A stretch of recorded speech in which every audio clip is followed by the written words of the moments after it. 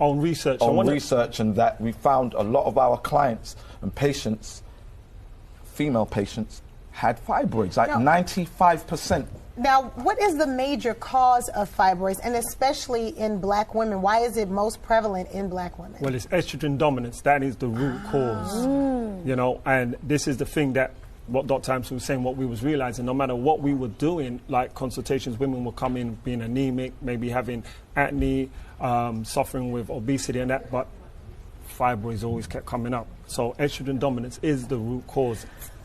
Really? Wow. Let me ask you a question about that, because this society is shifting into this whole vegan wave. And a lot of the foods, a lot of these processed vegan foods, they contain a lot of soy. Right. And, you know, and that boosts up, you know, the estrogen. So going vegan, so what do we need to look out for? Well, check this out. With the estrogen. This is a major point to make. Black people metabolize food differently to everybody else.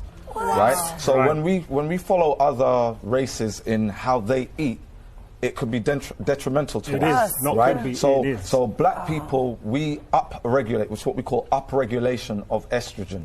We boost it. We amplify the effects of estrogen. Now, estrogen is a steroid. Let's get that straight. It's a steroid. Right? It's a catabolic steroid, meaning it breaks down cells. It gets into cells and attacks the energy of the cell. So cells lose their charge, and then they become food or fodder for white blood cells, and that's where inflammation starts. Yes. So fibroids are inflammation tumors. So inflammation increases your risk of getting fibroids. Right. Because inflammation feeds off estrogen, and it works hand in hand. And then that's what knocks off your cycle. You become more fatigue, heavy bleeding, cramping. Ooh, golly jeepers. I mean, then infertility could kick in. You know, it just ruins your whole personal life. So what we decided when we was looking into this and doing more research is that we wanted to bring a natural alternative. Yes. Okay. And that's what we started doing. Researching, finding the root causes, estrogen dominance, and then finding some of the things that are estrogen inhibitors, which is all surrounding your lifestyle, to round it up. Well, as women, we're told that birth control pills aren't a bad thing. Yeah. Why are birth control pills a problem? I mean, they were pushed out by the medical industry. Hey, this brand is amazing for you and your cycle, blah, blah, blah.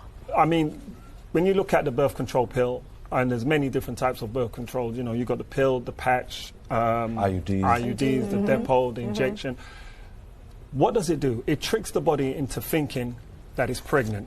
It also prevents ovulation by injecting or absorbing synthetic estrogen and progesterone. These hormones are synthetic. They're not real. They're not natural.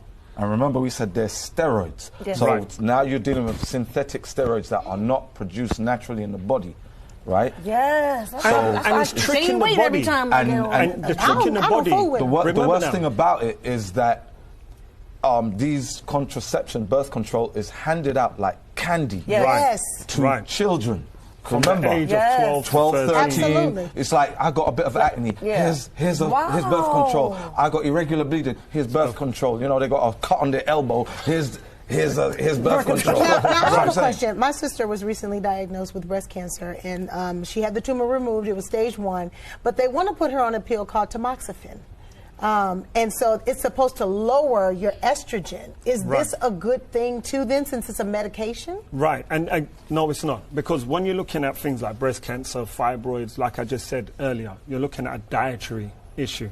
You can't replace a dietary issue with medication. You're just adding to the problem. So as a steroid, it will give a quick fix. You know, you will start feeling relief in the beginning stages, but over time, this is detrimental to your health. And what happens when they now try to come off that birth control? The side effects. The cascade is going to be totally So what can we do naturally? What's the alternative? So there's a couple of solutions that we'll bring for just taking out some things from your diet. And don't shoot me down when I say these, but things like ice cream, dairy, I don't eat that easy.